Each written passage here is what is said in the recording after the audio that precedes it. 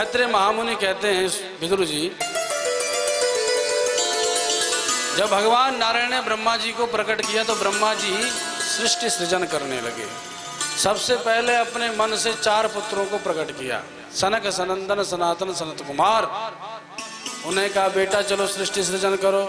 बोले पिताजी क्षमा करो, इस सृष्टि के झंझट में हमें नहीं पड़ना। जो संसार में जाता है वो संसार रूपी अंधकूप में गिर जाता है और जगत में फंस करके जगन्नाथ को भूल जाता है।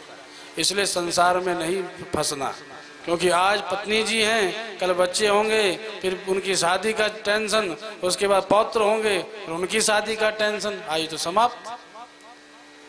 हम तो ये संसार में नहीं रहेंगे, हम तो प्रभु का भजन करेंगे।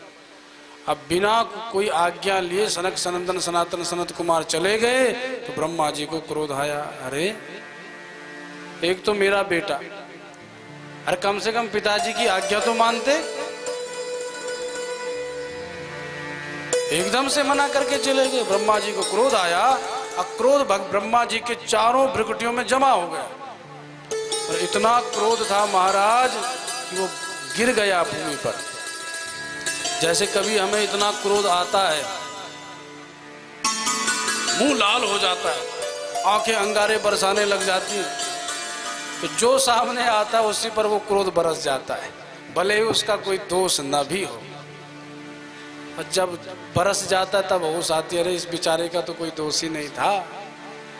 ऐसे ब्रह्मा जी जब उस क्रोध को एकत्रित नहीं कर पाए, कोई सामने तो था नहीं, क्योंकि ब्रह्मा जी के अलावा कोई बना ही नहीं था, सो वो क्रोध टिक नहीं सका और एक तेज पुंज के रूप में भूमि पर गिर गया और उसी से भगवान रुद्र प्रकट हो गए। ततस्त्वाम अभिधाशन्ति नाम्ना रुद्र इति प्रजा यद रोदि सुरश्रेष्ठ सोपेग इव बालकः। जन्मते ही बालक रोने लगा।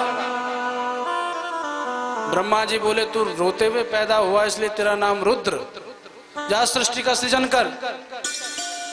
हाथ जोड़ के भगवान से बोले कैसी सृष्टि करूं? बोले जैसे तुम कर सकते हो। अब तो महाराज पत्नी तो चाहिए, तो अनेक पत्नियां दे दी भोले बाबा को। अंबिका हैं, गौरी हैं, उमा हैं, चंडिका हैं, अनेक पत्नियां। अब पत्नियों को लेकर भोलेनाथ गए और महाराज भूत, प्रेत, पिशाच, डाकनी, शाकनी सब पैदा कर डाली। अब ऐसी सृष्टि बनाई कि उस सृष्टि ने जब ब्रह्मा जी को देखा, बोले ये बुढ़ा काम धाम तो कुछ करता है नहीं, इसी को ठिकाने लगाए। तो सारे भूत प्रेत ब्रह्मा जी पर हमला बोलने के लिए निकल गए। ब्रह्मा जी बोले भैया तू ये सृष्टि बंद कर। ऐसे 4-5 संख्या में और गुने बढ़ गए तो भैया सृष्टि होना ही दुर्लभ हो जाएगा। बड़ी मुश्किल पर तो सृष्टि उपक्रम प्रारंभ हो रहा है।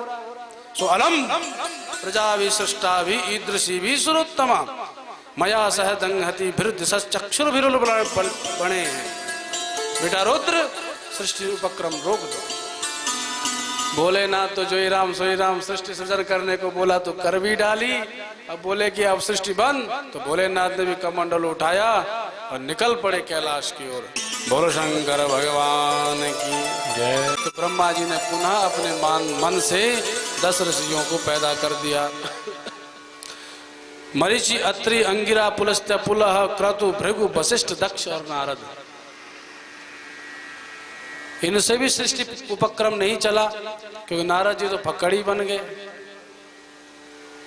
तो विशेष इनके लिए दुल्हन भी नहीं मिली। तो ब्रह्मा जी ने अपने ही शरीर के 2 भाग कर दिए। दक्षिणांग से मनु महाराज और वामांग से देवी शतरूपा का जन्म हुआ। बोल भक्त वत्सल भगवान की जय। अब इन दोनों से बोले चलो सृष्टि सृजन करो। बोले पिताजी कहाँ करें, भूमि तो दिखाई नहीं पड़ रही। क्यों? क्योंकि पृथ्वी को एक दैत्य हर के ले गया है। तो ब्रह्मा जी ने ध्यान किया तो ब्रह्मा जी के नासिका छिद्र से एक सुअर का बच्चा पैदा हुआ।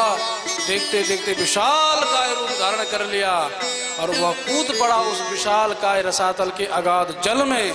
पृथ्वी को ढूंढ करके लाए, स्थापित किए और तब मनु शतरूपा ने सृष्टि उपक्रम प्रारंभ किया। और हाँ विदुर जी, एक दैत्य ने पीछा भी किया। तो जो सुअर का बच्चा था, जो साक्षात भगवान ही थे, उन्होंने उस दैत्य का वध कर दिया। बुलबराह भगवान की जय।